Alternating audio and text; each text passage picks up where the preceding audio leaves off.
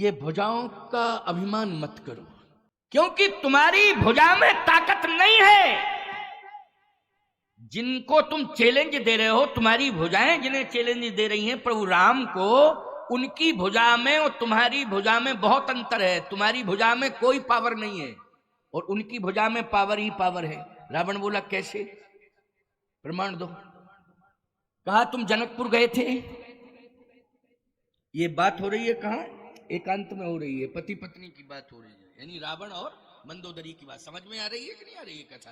क्योंकि मैं बहुत सरल करके बता रहा हूं, अब इससे ज्यादा सरल करके नहीं बता पाऊंगा, नहीं तो हमारा ब्रेन ही खराब हो जाएगा। मैं इतना और सरल क्या कर दूं? क्यों भाई, बहुत ही सरल करके बोल रहा हूं। मंदोदरी ने कहा कि जो बार बार कह रहे हो निज भुजबल में बैर बढ़ावा और दईहों उतर जो रिपचड़ी आवा, तो ये मिथ्या अभिमान कर रहे हो। अगर तुम्हारी भुजा में ताकत थी तो जनकपुर गए थे, तुमने धनुष क्यों नहीं तोड़ा? बताओ। पॉइंट टू पॉइंट बात हो रही है। क्यों भाई? क्या बढ़िया, नहला पर दहला। मंदोदरी ने बहुत साफ सुथरी बात कही है। गए तो थे, धनुष रखा था, लेकिन तुम्हारी भुजा रावण बाण छुआ नहीं चापा। जनकपुर से आवाज आ रही है, लंका तक आवाज। महान यशस्विनी तपस्विनी बोल रही है जनकपुर से। कौन बोल रही है? बोले मिथिला की महारानी बोल रही है। रावण बाण छुआ नहीं चापा, ओ हारे सकल भूप करिदाप।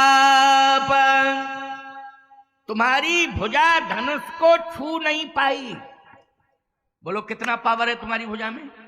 लेकिन जिनको तुम चैलेंज दे रहे हो, राम की भुजा छुअत टूट रघुपत ही न दोष, और छुअत ही टूट पिनाक पुराना। छुअत ही टूट, छूते ही टूट गया धनुष। बोलो ये राम की भुजा है। छुअत ही टूट पिनाक पुराना, छूते ही टूट गया, और तुम्हारी भुजा छू नहीं पाई। अब बोलो बार बार भुजा भुजा भुजा भुजा क्यों कह रहे हो? रावण कहता चुप रहो, दिमाग खराब मत करो। मंदोदरी ने कहा नहीं नहीं, मैं आज आपसे बात करूंगी, मुझे संतुष्ट करो। जितनी भी बातें मैं पूछूं, जितने प्रश्न करूं, उन प्रश्नों का उत्तर दो और मुझे संतुष्ट करो। और यदि संतुष्ट नहीं कर सकते हो तो बोलना बंद करो। ये बकबक बकबक बकबाशबाजी करना बंद करो। रावण ने कहा देखो इस प्रकार की भाषा कोई बोल नहीं पाया, लेकिन तू पत्नी है, तुझ में पावर है, इसलिए तू बोल रही है।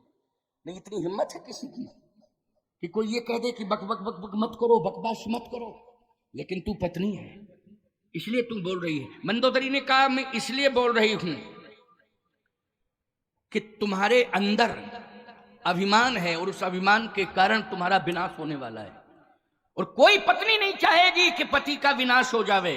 कोई पत्नी नहीं चाहेगी कि जिस कुल में कुलवधू बन करके वो आई है उस कुल को नष्ट कर दिया जाए, उस कुल का विनाश हो जाए। कोई नहीं चाहेगी। इसलिए मैं नहीं चाह रही हूं कि विनाश हो जाए। विनाश को अभी रोका जा सकता है, यदि चाह लो तो विनाश को रोका जा सकता है। रावण ने कहा अच्छा और क्या उदाहरण है? अच्छा तू चाहती क्या है? मंदोदरी ने कहा बात मानो तो कहूं और नहीं मानो तो क्या फायदा कहने से। रावण बोला नहीं नहीं मानूंगा मानूंगा, लेकिन फेवर की बात होनी चाहिए, फेवर की। मंदोदरी ने कहा फेवर की बात है। मंदोदरी ने कहा आप चाह रहे हो कि पूरा ब्रह्मांड जो है मेरे हाथ में हो, लेकिन ब्रह्मांड जिसके हाथ में है वो ब्रह्मांडाधिपति ही तुम्हारे हाथ में आ जाए तो? रावण बोला ब्रह्मांड किसके हाथ में है? मंदोदरी बोली पहले ये बताओ कि मेरी बात मानो तो मैं कहूं। रावण बोला हाँ फेवर की बात है तो बता बता, बोल जल्दी। मंदोदरी ने कहा, अगर ब्रह्मांडाधिपति को हाथ में रखना चाहते हो, बस में करना चाहते हो और सदा सदा के लिए अपनी कीर्ति अमर करना चाहते हो, तुम्हारे माथे पर कलंक का टीका ना लगे और लोग हर साल तुम्हारा पुतला ना फूंकें। क्यों भाई, हर साल चाहे जो जमाना आ जाए, चाहे युग आ जावे, लेकिन हर साल तुम्हारा पुतला ना फूंकें लोग। इसलिए मैं कह रही हूं कि परिवर्तन कर लो, परिवर्तन कर लो।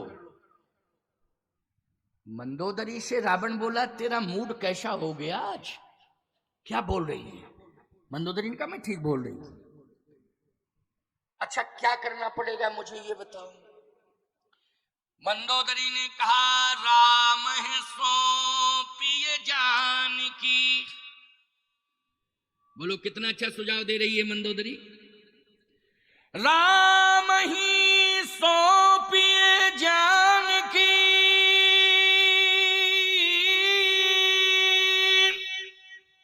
नाय कमल पद्मा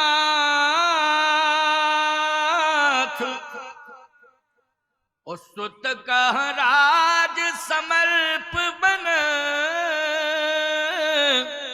जाहे भजो रघुनाथ।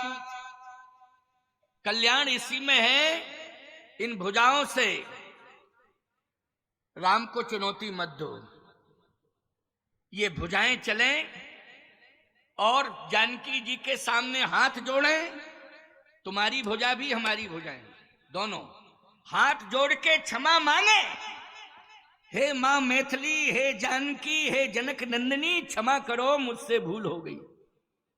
बस इतने ही शब्द तो कहना है और प्रभु राम के समक्ष ले जाएं और उनके हाथों में जानकी को सौंप दें और फिर लंका वापस नहीं आना है। वन में हम तुम दोनों भजन करेंगे और जब वन में भजन कर देंगे तो निश्चित रूप से जो ब्रह्मांड को धारण करने वाला ब्रह्मांडाधिपति है, भजन के प्रभाव से हमारे तुम्हारे बस में हो जाएगा, हाथों में आ जाएगा वो। बस यही मेरी प्रार्थना है। जाहे भजो रघुनाथ, सुमिर पवन सुत पावन नाम, ओ अपने बस करी राख्यो राम। इसलिए राम है सौंपिए जानकी, नाय कमल पद्माथ, ओ सुत कहु राज समर्प बन, जाहे भजो रघुनाथ। रावण कहता है, खामोश, इस प्रकार की भाषा अब मैं दोबारा नहीं सुनूंगा। यदि तूने दुस्साहस किया मंदोदरी, तुझे परिणाम भुगतना पड़ेगा। मंदोदरी ने कहा, मुझे कोई परिणाम नहीं भुगतना पड़ेगा, परिणाम तुम्हें भुगतना पड़ेगा। बस इतना परिणाम भुगतना पड़ेगा कि सिंदूर चला जाएगा। बस इतना ही परिणाम भुगतना पड़ेगा कि सिंदूर चला जाएगा। मेरा सिंदूर धोना पड़ेगा और कुछ नहीं होगा। मेरा कुछ नहीं, तुम्हारा ही सब कुछ बिगड़ेगा। अच्छा, पति के जाने के बाद तुम क्या सोच रही है? मंदोदरी ने कहा, पति विपत्ति बन गया है आज। पति पति नहीं रहा है। धर्म विरुद्ध आचरण करने के बाद ये पति विपत्ति बन गया है। बोलो, बन गया विपत्ति की नहीं? और जब पति विपत्ति बन गया है तो विनाश सुनिश्चित है। मैं जानती हूं कि मेरा सिंदूर धुल जाएगा, पति दुनिया से चला जाएगा, सिंदूर धुल जाएगा। लेकिन मैं इसलिए इस बात को कह रही हूं कि मेरा कुछ नहीं बिगड़ेगा, क्योंकि मुझे जगत पति मिल जाएगा। मैं उसकी शरणागति स्वीकार कर लूंगी। जगत पति। बोलो भाई, ये जगत पति की प्राप्ति मरने के बाद भी मिलता कौन है? बोलो भाई, अगर तुमने सत्कर्म किए हैं तो चाहे पतिव्रता जावे, चाहे पति जावे, चाहे पतिव्रता नारी जावे, बोलो मिलता तो जगतपति ही है। अगर अच्छे कर्म किए हैं तो जगतपति ही मिलता है। मंदोदरी ने कहा कि मरने के पहले ही मुझे जगतपति मिल जाएगा। मरने की जरूरत नहीं है, मरने के पहले जगतपति मिल जाएगा और तुम्हें हर साल 10वीं के दिन वो जगतपति मारने के लिए पैदा हो जाएगा। दशहरा के दिन बोलो पैदा होगा कि नहीं? वो तुरंत मारेगा तुमको। हर दशहरा, हर साल वो तुम्हें मारने के लिए आएगा। और बोलो अभी नवरात्रि शुरू होने वाली है ना, है? खैर आप लोग तो कुंवार में दशहरा विजयादशमी मानते होगे, क्यों भाई, शारदीय नवरात्रि में। लेकिन सत्य तो यह है कि हर वर्ष विजयादशमी के दिन बड़ा रावण बनाया जाता है कि नहीं? और इतना बड़ा रावण बनाया जाता है कि क्या बतावें साहब, कम से कम 5-7 लाख 10 लाख रुपया खर्च होता है रावण के बनने में। रावण सस्ता नहीं बनता है, रावण बहुत महंगा हो गया है। क्यों? मेरी कथा जो है मध्य प्रदेश में मनेन्द्रगढ़ में हो रही थी, वहां पर बहुत बड़ा रावण विजयादशमी को बनता है। तो 9वीं तक मेरी कथा, लोगों ने कहा महाराज विजयादशमी को भी आपको कथा कहनी पड़ेगी। तो अब 9 दिन तक उसी ग्राउंड में जहां मेरी कथा हो रही थी, तो रात्रि में कथा होती थी, दिन में रावण बनता था। हम देखते रहते थे क्योंकि ग्राउंड ही में बन रहा था। तो 9 दिन तक हम देखते रहे। दिन में रावण, इतने बड़े बड़े बम विस्फोटक सब उसके अंदर डाले गए और हम 9 दिन तक देखते रहे। अब लोगों ने रावण के आगे हमारा मंच लगा दिया और कहे महाराज जैसे ही आप ये कहेंगे कि मरती बार घोर रो भारी, कहां राम रण हतो पचारी, जैसे ही आप चौपाई कहेंगे उसी समय हम रावण को, राम जी को सामने कर देंगे और रावण मर जाएगा। अब 2 घंटे हम पब्लिक की तरफ देखें और रावण की तरफ देखें। ऐसे कहे महाराज आज आप इस तरह से कथा कह रहे हैं भयभीत होकर के। मैंने कहा 2-3 कुंटल बारूद भरी है, किसी शरारती ने अगर पहले ही से आग लगा दी तो पहले मेरा वध होगा, बाद में रावण का वध होगा। मैंने कहा मैंने 9 दिन तक देखा है, इस रावण के शरीर में 2 कुंटल विस्फोटक सामग्री भरी पड़ी है। तो कहने का तात्पर्य मेरा यह, ईमानदारी के साथ बताओ, हर साल रावण के शरीर में विस्फोटक सामग्री भरी जाती है कि नहीं भरी जाती है? बोलो भाई। और उसे फूंका जाता है, जलाया जाता है। तात्पर्य कहने का मेरा यह है कि कीर्ति कलंकित हो गई है और आज तक वो कलंक मिट नहीं पा रहा है प्यारे। बोलो मिट नहीं पा रहा है आज तक। इतने युग बीत गए, 11 लाख वर्ष पहले की बात है, 11 लाख वर्ष हो गए, लेकिन अभी भी रावण का कलंक मिटा नहीं है। उसे हर वर्ष मारना ही पड़ता है। ऐसा जीवन में कभी काम नहीं करना चाहिए प्यारे, जिससे कलंक कभी मिट ही ना पावे। और उस कलंक को नष्ट करने के लिए समाज को लाखों रुपया खर्च करने पड़े, इसके बाद भी नहीं मिटता है। बोलो, लाखों रुपया विजयादशमी को खर्च हो जाते हैं, फिर पैदा हो जाता है साल भर में, और फिर लाखों रुपया खर्च करने पड़ते हैं। तो वो कलंक 11 लाख साल हो चुके हैं, लेकिन कलंक अभी तक मिट नहीं पा रहा है। मंदोदरी ने कहा इसलिए मैं प्रार्थना कर रही हूं, मेरी बात मान लो। राम सौंपिए जानकी नाय कमल पद्माथ, सुत कहु राज समर्प बन जाहे भजो रघुनाथ। रावण ने कहा भजन की बात मत करना, बस ये भजन हमारा शत्रु है, भजन की बात मत कहा करो, मैं भजन नहीं करूंगा। क्यों? हुई है भजन न तामस देहा, ओ मन क्रम बचन मंत्र दृढ़ एहा। ये तामसी शरीर हो चुका है, इसलिए इससे भजन होने वाला नहीं है। मंदोदरी ने कहा तो मरण निश्चित है। रावण ने कहा नहीं नहीं नहीं, मुझे कोई नहीं मार पाएगा, मुझे कोई मार ही नहीं सकता है। किसमें ताकत है? राम में तो ताकत नहीं है। मंदोदरी ने कहा राम की ताकत, फिर बार बार कहते हो, राम से बड़ा पावरफुल संसार में कोई है नहीं, राम से बड़ा अस्तित्व व्यक्तित्व संसार में दूसरा है नहीं। बार बार राम की बात मत किया करो। मैं कहती हूं कि राम की बात छोड़ो, उनके छोटे भाई से परिचित हो? हाँ, हमारे पुत्र ने शक्तिवाण से उसे बेहोश कर दिया था, वो तो मरने वाला था, पता नहीं कौन सा जादू टोना कर दिया, कौन सी बूटी उठी चटा दी, इसलिए बच गया, नहीं तो मर ही गया था। कहे नहीं नहीं नहीं, उनका अस्तित्व कभी नहीं समाप्त हो सकता है। तुम्हारा भ्रम है, संशय है कि वो मर गया। सृष्टि में जब तक राम का अस्तित्व रहेगा, हर मंदिर में राम के साथ लक्ष्मण का अस्तित्व रहेगा। लक्ष्मण का अस्तित्व कभी मिटने वाला नहीं है। बोलो, दुनिया में जितने भी मंदिर राम जी के बने हैं, राम के बगल में न भरत खड़े हैं न शत्रुघ्न खड़े हैं। कौन खड़े हैं राम के बगल में? सही बताओ। लक्ष्मण जी खड़े हुए हैं। बोलो, खड़े हैं कि नहीं? तो राम का अस्तित्व जब तक रहेगा, बोलो लक्ष्मण का अस्तित्व रहेगा कि नहीं रहेगा? राम बाम दिस जानकी लखन दाहिनी ओर, ध्यान सकल कल्याण में तुर तुलसी तोर।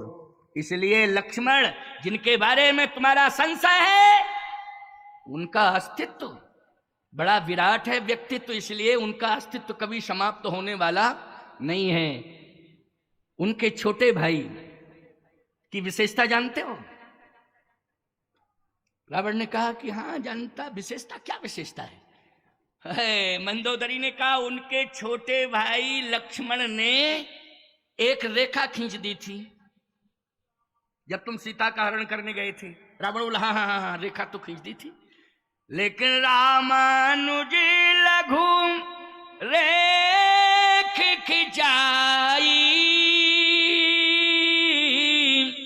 सो नहीं लागे वस मनुसाई। उनके छोटे भाई लक्ष्मण ने एक रेखा खींच दी थी, लेकिन तुम रेखा के अंदर नहीं जा पाए। बताओ, उनके छोटे भाई की भुजा में कितनी बड़ी ताकत है। अच्छा, रेखा किससे खींची होगी जरा बताओ? भुजा का प्रयोग किया होगा ना, तो उनकी भुजा में कितनी ताकत है कि उनकी भुजा के द्वारा खींची हुई रेखा के अंदर तुम नहीं जा पाए। रावण बोला जा तो रहा था, तो क्यों नहीं गए? जैसे ही मंदोदरी मैंने जाने का प्रयास किया तो उस रेखा के अंदर से एक दीवार, अग्नि की दीवार खड़ी हो गई, और जैसे ही अग्नि की दीवार खड़ी हुई तो मैं बैक हो गया। इसलिए मंदोदरी ने कहा क्यों बैक हो गए? तुम दीवार को चैलेंज दे देते, क्योंकि तुम्हारे अंदर तो ताकत है। दीवार खड़ी हो गई तो पहले दीवार से लगते। अरे वो अग्नि की दीवार थी, अग्नि की दीवार, तो अग्नि तुम्हारा क्या बिगाड़ती? जब तुम में ताकत है तो अग्नि तुम्हारा क्या बिगाड़ती? अग्नि से लड़ते। अरे नहीं, मैं लड़ने की कोशिश तो कर रहा था, लेकिन उस समय तेरा फोटो याद आ गया कि मंदोदरी का क्या होगा। मंदोदरी ने कहा फोटो देख करके बैक हो गए, लेकिन ओरिजिनल बोल रही हूं तो बैक क्यों नहीं हो रहे हो? जब ओरिजिनल ही बोल रही हूं सामने की बैक हो जाओ, तब बैक नहीं हो रहे हो। अग्नि की दीवार खड़ी हो गई सामने, उसे देख करके बैक हो गए हो। होश में आ जाओ, अभिमान का त्याग करो। उनके छोटे भाई के द्वारा खींची हुई रेखा के अंदर तुम नहीं जा पाए हो, इसलिए होश में आ जाओ। वो तो सीता अगर रेखा के बाहर न निकलती तो तुम्हारी ताकत नहीं थी कि तुम लंका में लेके आ जाते। वो तो महिमा तुम्हारी नहीं है, महिमा सीता की है, जो सीता रेखा के बाहर आ गई। अच्छा बोलो, महिमा किसकी है? जल्दी बोलो। सीता जी की है कि नहीं? रेखा के बाहर आ गई। और तुम्हारी बुद्धि ठिकाने लग जानी चाहिए कि जब तुम अंदर जा रहे थे तो अग्नि की दीवार खड़ी हो गई थी रेखा में, और जब सीता रेखा को पार करने के लिए आई तो कोई दीवार सामने नहीं आई, ना कोई अवरोध पैदा हुआ। बोलो, सहज में ही सीता रेखा के बाहर निकल गई। तो दिमाग में नहीं आ रहा है क्या पत्थर पड़ गया बुद्धि पर कि सीता में कितनी बड़ी ताकत है? और सुनिए, तुम गए तो थे सीता के पास, कितने प्रयत्न किए। मंदोदरी सारी यादें दिला रही है, याद रखना ये प्रसंग जो मैं कह रहा हूं इसमें मंदोदरी पिछली सारी यादें दिला रही है।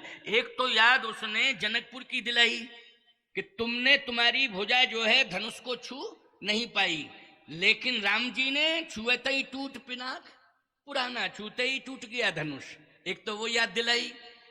दूसरी याद लक्ष्मण की दिलाई कि रामानुज लघु रेख खिंचाई, सो नहीं नागे असमन शाही। लेकिन तुम्हारी ताकत कहां चली गई थी कि तुम रेखा के अंदर नहीं जा पाए? और सीता की ताकत वो है कि वो रेखा के बाहर आ गई। उस समय अग्नि की दीवार खतनी है, लंका की रहने वाली है, लंका की महारानी है, लेकिन वो महिमा किसकी बता रही है? राम की महिमा बता रही है क्योंकि राम की महिमा अनंत है, इसलिए राम अनंत है, राम की महिमा अनंत है और राम की कथाएं भी अनंत हैं, इसलिए हरि अनंत हरि कथा अनंता। का अब एक बात सुन लो, सीता की इतनी बड़ी महिमा है कि सीता अपनी इच्छा से, तुम्हारे कहने से या तुम्हारे प्रयास से सीता लंका में नहीं आई, तुम्हारी ताकत से नहीं आई सीता। फिर का सीता स्वयं आई है। रावण ने कहा स्वयं क्यों आई है सीता? इसलिए आई है कि तुम्हारा विनाश करने के लिए आई हैं, तुम्हारा विनाश होना है। रावण बोला सीता के द्वारा विनाश कैसे होगा? मंदोदरी ने कहा ऐसे होगा। कहे रावण कहता है सीता अगर विनाश करती है तो जनकपुर से अयोध्या आई, अयोध्या का विनाश क्यों नहीं किया? जब जनकपुर से अयोध्या में आई सीता तो जनकपुर से अयोध्या में आई सीता, अयोध्या का विनाश क्यों नहीं हुआ? लंका में सीता आई तो सीता लंका का विनाश कर देगी। सीता वही है कि बदली हुई सीता है? जो जनकपुर से अयोध्या आई थी वो सीता अलग है मंदोदरी, और जो पंचवटी नासिक से लंका में सीता आई है वो सीता अलग है। मंदोदरी ने कहा नहीं, अलग नहीं है, वही सीता है। तो फिर जब अयोध्या का विनाश नहीं हुआ तो लंका का कैसे हो जाएगा? मंदोदरी ने कहा कि अयोध्या में सीता वरण करके लाई नहीं। बोलो भाई मंदोदरी क्या कह रही है? जनकपुर से अवधपुर में अयोध्या में सीता आई हैं तो वरण करके लाई गई हैं, और पंचवटी नासिक से लंका में सीता आई हैं वो हरण करके लाई गई हैं। जब नारी घर में वरण करके लाई जाती है तो घर का विकास होता है, और जब नारी घर में हरण करके लाई जाती है तो घर का विनाश हो जाता है। इसलिए तुम्हारी लंका का विनाश होने वाला है, क्योंकि हरण करके तुम लाए हो। बोलो वरण में और हरण में अंतर है कि नहीं? वरण में और हरण में। रघुबीर बान की सच सुने हरियाण मोही, अधम निलज्ज लाज नहीं तो ही निलज्ज। तुझे लज्जा नहीं आ रही है?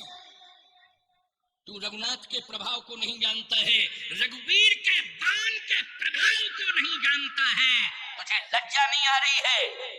निलज्ज निलज्ज निलज्ज। जैसे ही कहा निलज्ज सीता ने तो रावण कहता है क्या कह रही हो निलज्ज? मुझसे कह रही हो निलज्ज?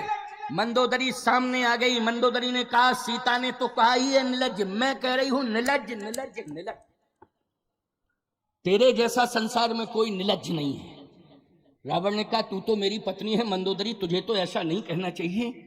सीता कह रही है वो तो शत्रु की पत्नी है, लेकिन तू मेरी पत्नी है, तू निलज्ज क्यों कह रही? सीता ने एक बार निलज्ज कहा, तूने 3 बार कहा निलज्ज निलज्ज निलज्ज।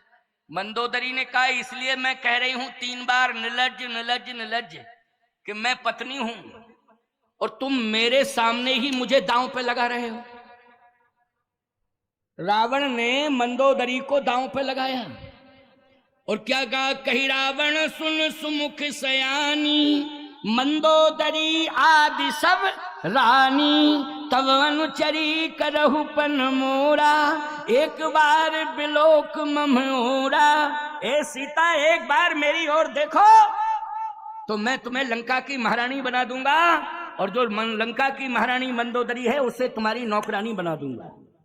ये नौकरानी बनके तुम्हारी सेवा करेगी और तुम महारानी बन करके सोने की लंका में रहोगी। लेकिन सीता जी ने कहा निलज्ज, तुझे लज्जा नहीं आ रही है? अधम निलज्ज लाज नहीं तो ही। मंदोदरी ने जैसे ही सीता की वाणी सुनी निलज्ज निलज्ज, तो मंदोदरी तुरंत सामने आ गई और कहती है सीता ठीक कह रही हैं, तुम निलज्ज हो निलज्ज हो निलज्ज हो। रावण ने कहा तुझे निलज्ज नहीं कहना चाहिए। मंदोदरी ने कहा मैं कहूंगी निलज्ज, क्योंकि लज्जा तो सीता बचा रही है, तुम तो निलज्ज हो। मेरी लज्जा तुमने दांव पे लगाई है, लेकिन मेरी लज्जा को सीता ने बचाया है। तुमने दांव पे लगाया है, सीता ने बचाया है। और मंदोदरी ने सीता जी के चरण पकड़ लिए रावण के सामने ही। मंदोदरी ने रावण के सामने ही सीता जी के चरण पकड़ लिए। जैसे ही सीता जी के चरण पकड़े, रावण कहता हट हट क्या कर रही है तू? शत्रु की पत्नी के चरण पकड़े हैं, मेरी पत्नी होते हुए, महारानी होते हुए तू शत्रु की पत्नी के चरण पकड़े हुए। मंदोदरी ने कहा हट जाओ। अब मैं इन चरणों को छोड़ने वाली नहीं हूं। अब मैं इन चरणों को छोड़ने वाली नहीं हूं। किसके चरण पकड़े हैं मंदोदरी ने रावण के सामने? बोलो, ये अशोक वाटिका की कहानी है। रावण के सामने पकड़े। रावण कहता हट हट। मंदोदरी ने कहा नहीं नहीं, अब तुम ही हट जाओ, मेरी नजरों के सामने से हट जाओ। अगर तुम्हारे अंदर ताकत है तो मेरी गर्दन पर कृपाण चला दो। मैं मरने के लिए तैयार हूं, लेकिन सीता के चरण छोड़ने के लिए अब मैं तैयार नहीं हूं। सदा सीता के चरणों को ही पकड़े रहूंगी। मैं मर सकती हूं, लेकिन सीता के चरण नहीं छोड़ सकती हूं। रावण ने कहा इतनी प्रभावित सीता से तू क्यों हो गई मंदोदरी? मंदोदरी ने कहा इसलिए कि मैंने सहा है अपमान वाटिका में आज, शायद सहा होगा और किसी नारी ने। ये मंदोदरी कह रही है रावण से, मैं इसलिए प्रभावित हूं जानकी से, सीता से, मैथिली से। इनके चरणों को मैं पकड़े हूं, अब मैं पकड़े ही रहूंगी, इन चरणों को कभी छोड़ूंगी नहीं, क्योंकि मैंने सहा है। अगर तुम दुर्भाग्य को सौभाग्य में बदलना चाहते हो तो आ जाओ, तुम भी चरण पकड़ लो, पकड़ लो। रावण कहता हट हट हट, मेरे से मत कहे।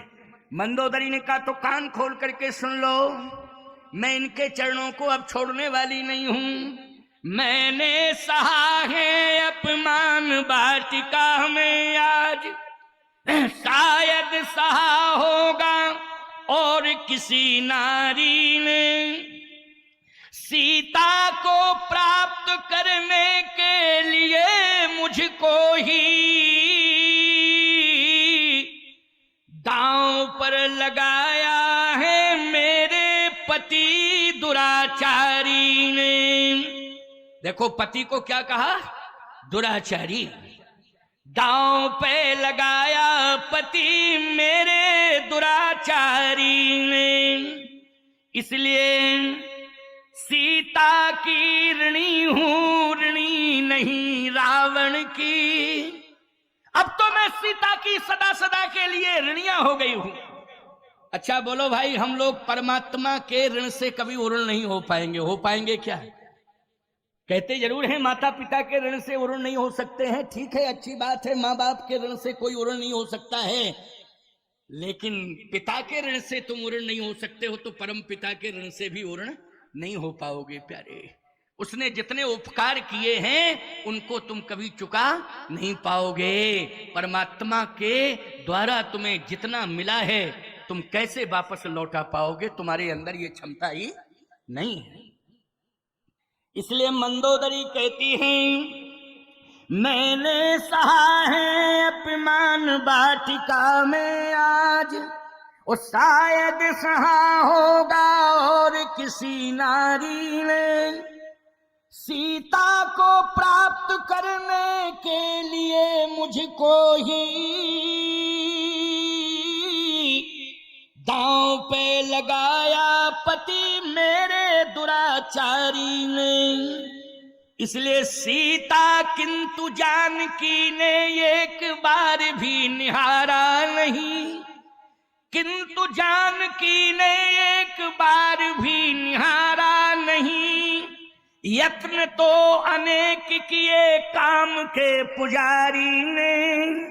मंदोदरी कहती इसलिए अब पति रावण से सीता की ऋणी हूं, और ऋणी नहीं रावण की, क्योंकि मेरी तो बचाई लाज जनक दुलारी ने। मेरी तो बचाई लाज जनक दुलारी ने। मेरी प्रतिष्ठा अगर बचाई है तो जनक दुलारी जानकी ने बचाई है। मेरी इज्जत बचाई है तो जानकी माता ने बचाई है। इसलिए अब मैं इनके चरणों को छोड़ने वाली नहीं हूं, सदा इनके चरणों को पकड़े रहूंगा।